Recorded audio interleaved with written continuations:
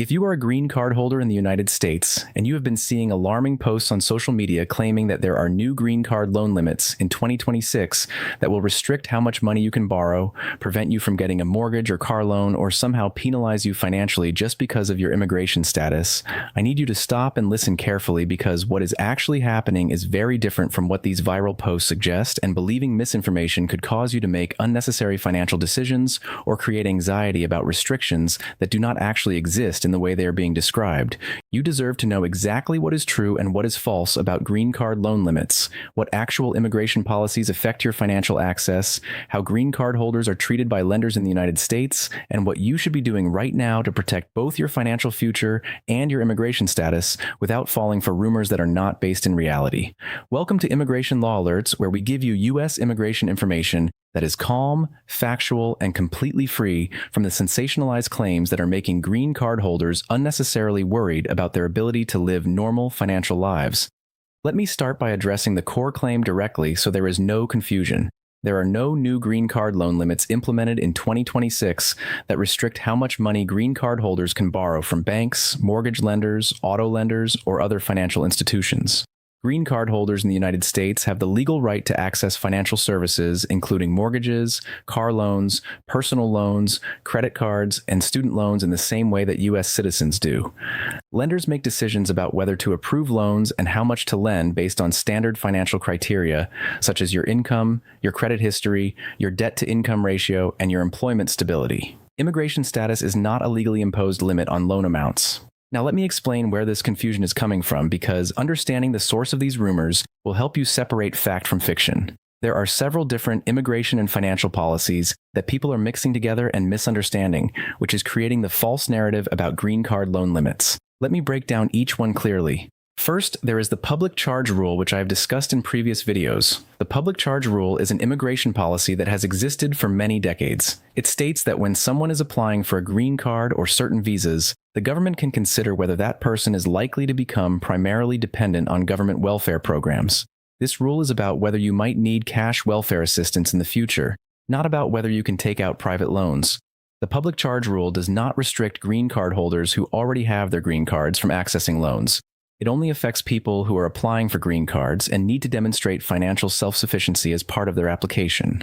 Second, there is the affidavit of support requirement, which applies when someone is applying for a green card through family sponsorship. The sponsor must file Form I-864 agreeing to financially support the immigrant and demonstrating income above a certain threshold. This is a requirement for getting the green card approved. It is not a restriction on what the green card holder can do financially once they have their green card. Once you have your green card, the affidavit of support does not prevent you from taking out loans or limit how much you can borrow. Third, lenders in the United States have their own underwriting standards that determine who they will lend to and how much they will lend. These standards are based on financial risk assessment, not on immigration law. A lender might require that a borrower has been in the United States for a certain period, has established credit history, has stable employment, or meets other financial criteria. These are lending policies, not immigration restrictions. Some green card holders, especially newer arrivals, may find it more difficult to qualify for certain loans if they do not yet have established U.S. credit history, but this is a lending issue, not an immigration law issue. Fourth, there are some financial regulations and consumer protection laws that affect lending practices broadly. For example, lenders must comply with fair lending laws that prohibit discrimination based on national origin. Lenders cannot refuse to lend to someone solely because they are an immigrant or because they are from a particular country. However, lenders can consider factors like income stability and credit history, which may differ for recent immigrants compared to people who have lived in the United States for longer. Now let me address specific rumors that are creating panic. Rumor 1, green card holders are now limited to borrowing a maximum dollar amount and cannot get large mortgages or business loans. This is completely false. There is no immigration law that caps the amount of money a green card holder can borrow. If you qualify financially for a large mortgage or business loan based on your income, assets, and creditworthiness, your green card status does not legally prevent you from obtaining it. Rumor 2, USCIS is now monitoring green card holders' loan activity and will take action if you borrow too much money. This is false and not how the system works. USCIS does not monitor your personal borrowing or spending activity unless there is a specific legal reason, such as an investigation into fraud. Taking out loans for normal purposes, like buying a house or a car, does not trigger USCIS review of your green card status. Rumor 3, having too much debt can result in your green card being revoked. This is misleading and exaggerated. Green card revocation is an extremely serious action that requires legal grounds such as fraud in obtaining the green card, committing certain crimes, or abandoning U.S. residence. Having personal debt from mortgages, car loans, credit cards, or other standard borrowing does not result in green card revocation. However, if you obtained your green card through fraud, including financial fraud, or if you commit financial crimes, these could be immigration issues. But normal lawful borrowing is not a problem. Rumor 4, green card holders who take out loans will have trouble becoming U.S. citizens later. This is mostly false. When you apply for U.S. citizenship, USCIS assesses your good moral character, your continuous residence, your English and civics knowledge, and other citizenship requirements. Having mortgages, car loans, student loans, or credit card debt is not evidence of bad moral character. Many people with various debts are approved for citizenship every year. What could potentially be problematic is if you have defaulted on loans, committed fraud, or engaged in financial crimes. Lawful borrowing and responsible debt management are not citizenship problems. Now let me explain how green card holders actually access loans in the United States so you understand what to expect. When you apply for a mortgage to buy a home, the lender will evaluate your income, your employment history, your credit score, your existing debts, and the amount you want to borrow relative to the home's value. If you are a green card holder, the lender may ask to see your green card to verify your legal status in the United States and your authorization to work. This is standard practice and is allowed under lending regulations. As long as your green card is valid and you meet the financial criteria, you can qualify for a mortgage just like a U.S. citizen. For car loans, student loans, personal loans, and credit cards, the process is similar. Lenders will assess your financial qualifications. Having a green card establishes that you are legally present in the United States and authorized to work, which makes you eligible for these financial products. Your immigration status itself is not a barrier. The challenges some green card holders face are typically related to lack of U.S. credit history, especially if you recently arrived, or lack of long-term employment history in the United States.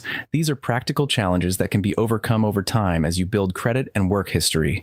Let me now address who might face challenges accessing loans and what those challenges actually are. Newer green card holders who have been in the United States for less than a year may find that some lenders prefer borrowers with longer U.S. credit history. This does not mean you cannot get loans, but you may need to shop around for lenders who are more flexible or who specialize in lending to newer immigrants. Some lenders offer mortgage products specifically designed for foreign nationals and new permanent residents.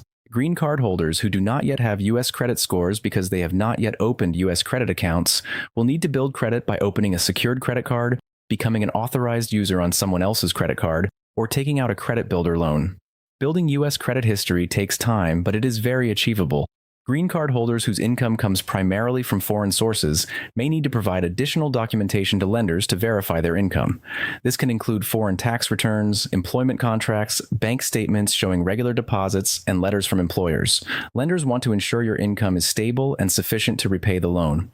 Green card holders who have conditional green cards, meaning your green card is valid for only 2 years and you need to remove conditions later, are still eligible for loans.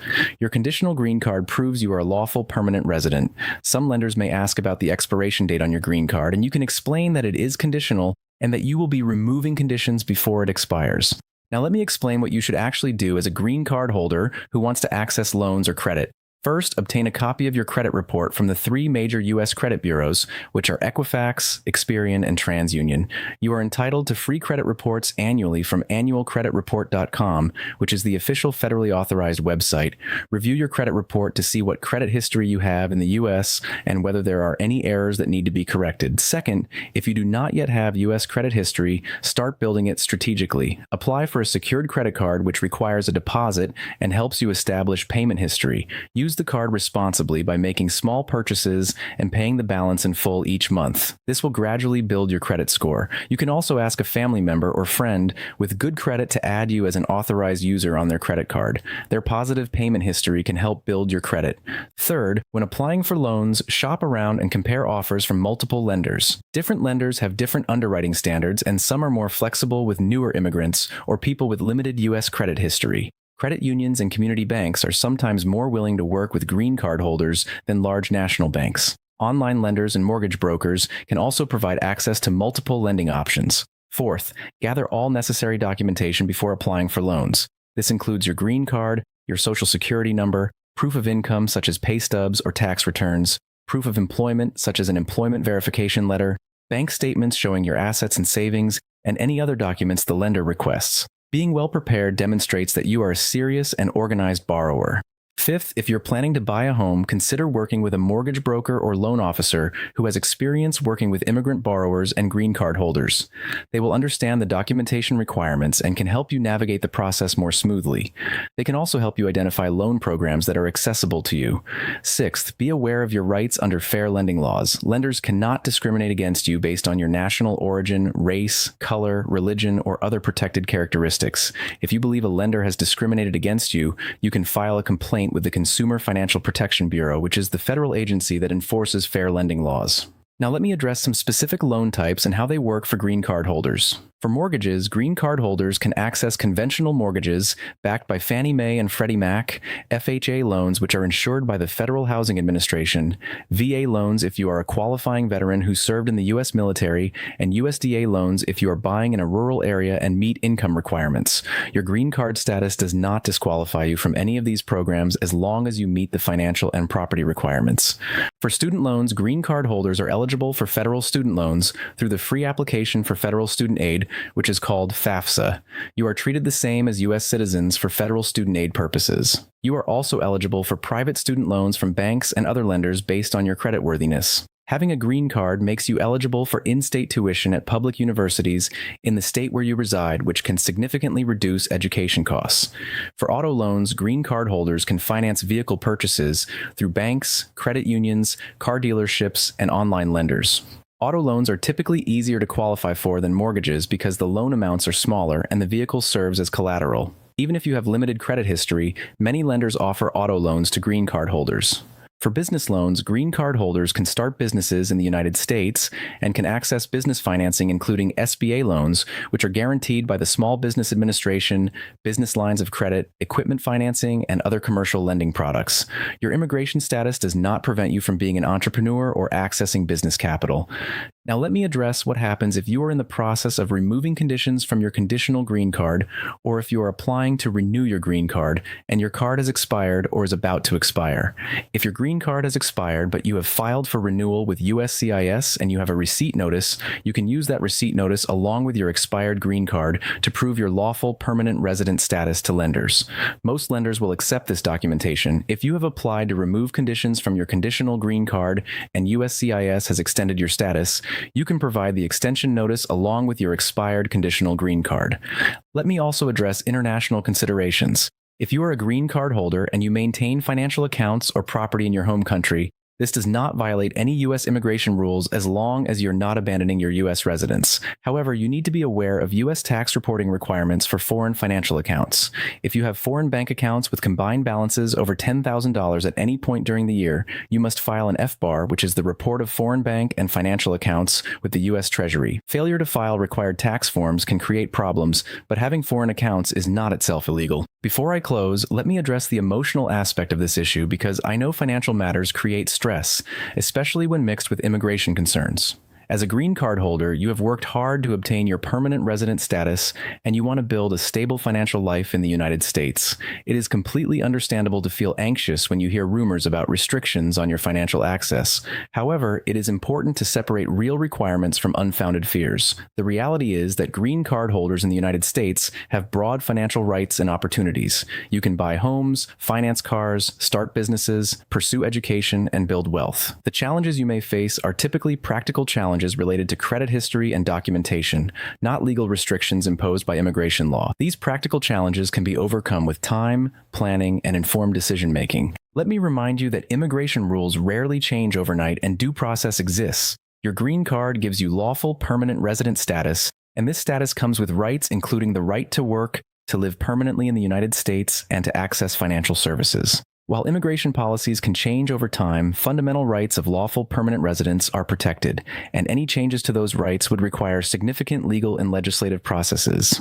If this video helped you understand that there are no new green card loan limits, restricting your borrowing, and clarified how green card holders actually access loans and credit in the United States, I would appreciate it if you subscribe to Immigration Law Alerts and turn on notifications so you receive accurate information about immigration and financial matters. Share this video with any green card holders you know who might be worried about false loan restrictions. And if you have questions, leave them in the comments. While I cannot provide personal, legal, or financial advice, I can address common questions in future videos.